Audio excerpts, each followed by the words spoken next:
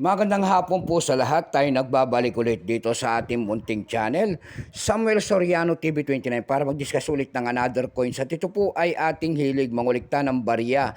Kaya ho tayo nandito nagsisharing ng kanilang mga ang presyo po ng ating mga coins na koleksyon, para malaman natin talaga ang kanyang mga tunay na presyo sa ating mga online selling.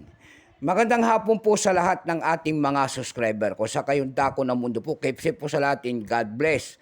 Maraming salamat po sa lahat ng sumusuporta dito sa ating munting channel, at 1K subscriber na po tayo. Ayan.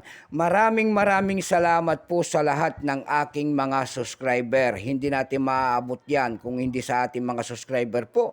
Maraming salamat po sa lahat ng ating mga subscriber dyan. Thank you so much sa inyong lahat, and God bless po. Mabuhay po kayong lahat. Ayan. Maraming salamat din po sa nanonood doon sa ating FB page, Samuel Soriano po. Lahat po na nakapalo doon sa ating FB page, thank you so much sa inyong lahat. Mabuhay po kayo, lalo na po yung mga nagsesend ng star sa atin dyan. Thank you so much sa inyong lahat, and God bless. Doon naman po hindi pa po nakapag-subscribe dito sa aking YouTube channel, anyayahan ko lang sana kayo, at malaking tulong na po o bagay ang inyong magagawa. Tulad na lamang po ng pagpindot ng ating subscribe button, like and share, para ma-update ko kayo sa mga latest ko pang gagawin mga video po. Meron na naman tayong pag-uusapang barya guys, at ito ay mga sinaunang barya, 5 centimos po ni Melchora Aquino. Ayan. 5 centimos po ni Melchora Aquino, ang unang babaeng nailagay sa pera. Kauna-unahang babaeng nailagay sa pera po, kung tawagin yan, ay si Melchora Aquino, 5 centimos po. Titingnan natin ang kanyang presyo sa ating mga online selling, kung magkano na talaga ang kanyang mga presyo.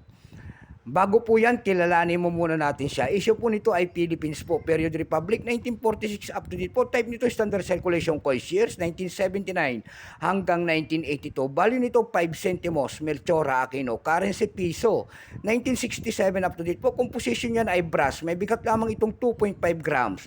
May haba pong 19 mm. May kapal po naman itong 1.3 mm. Hugis po nito ay scallop with 8 notches po. Orientation nito ay middle alignment. Itinigil naman ang paggamit sa barya na to ng Pilipinas noong January 2, 1998. Number N-6422. Reference number KM-225. Central Bank logo within circle ang kanyang nasa likod. Ito po ay nakapaloob po sa ang bagong lipunan series. Ito pong year 1980. Ito po ay BSP men, 29%. Kung ilang piraso naman ang ginawa, wala pong may pakita ang ating Bangko Sentral. Pero may presto po ito doon sa ating numista, yung kanyang verified 27, almost sa circulated 27. Ang circulated nito ay nagkakalaga rin po ng 27 pesos. Tayo naman po ay dumako sa kanyang mga presyo.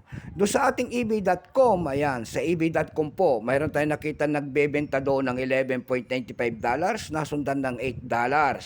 Meron na rin pinakamababa doon na ating nakita na $7.70.